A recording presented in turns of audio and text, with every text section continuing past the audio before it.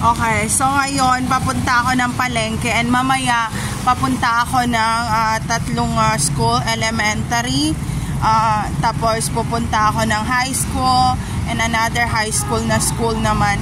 Every year naglilipat ako ng school, kaya sabi nung mga 2 weeks to 3 weeks pa bago makuha yung information, kasi sabi ng teacher, oh my God, naglilipat ka taon-taon ng school, ng halimbawa first year, second year, ibang school naman, tapos third year, ganyan, ibang school naman. So, yung school ko na naka-straight talaga ako, dito sa talaga, ang name niya nung unang panahon ay Xiang Elementary School, Chinese Spanish school siya na elementary school, and collaboration with Kapampangan na si Atong Ang talaga, kaya Sia and Ang family. So Chinese lahat ang may-ari nung Siang Elementary School kung saan ako nag-elementary, and nandun lahat yung rooms, and until now they do something for the foundation. Kaya yung sabungan na yon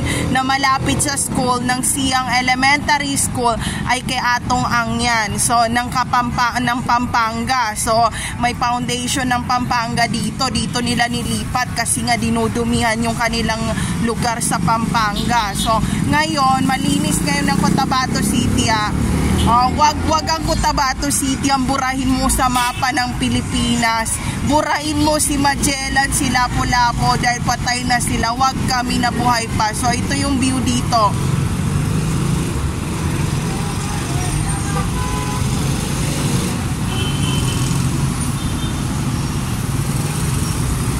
So ayun, so ngayon itong teacher na to, yung teacher na dean ng Polytechnic ng Cotabato City, Mindanao, he's the one in the dean of the Polytechnic right now who holds my Form 137 diploma and also the good manners. So he's the man who's in the school. Ayan, siya yon. Siya si Muhammad Ali Brusi Matabalaw. Siya pa rin ang foundation ng dean ng Cotabato City Polytechnic University College ngayon na nagpapasok ng international online class from Luzon, Visayas, Mindanao and international.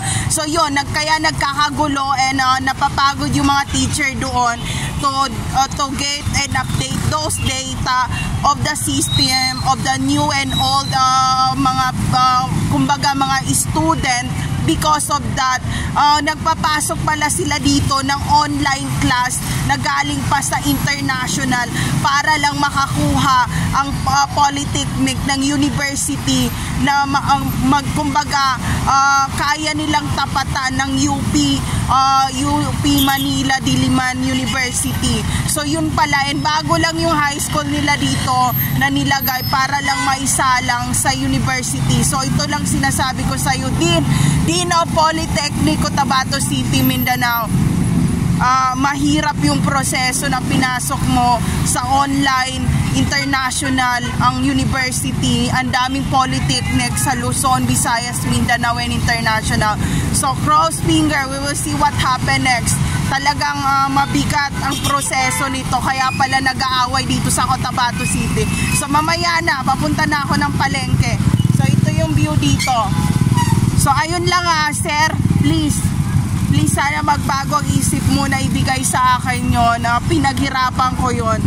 Sobrang tagal ko sa elementary and sobrang tagal ko rin sa high school, and naglipat-lipat pa ako ng eskwelahan para lang doon, and galing pa ako ng Manila, tinawid ko yung papunta lang dito para lang doon kasi mahirap mamatay na walang pangalan at walang pinag-aralan, at higit sa lahat maging ignorante. So ayun lang, there's no safe place to all targeted individual out there. Take care always everyone.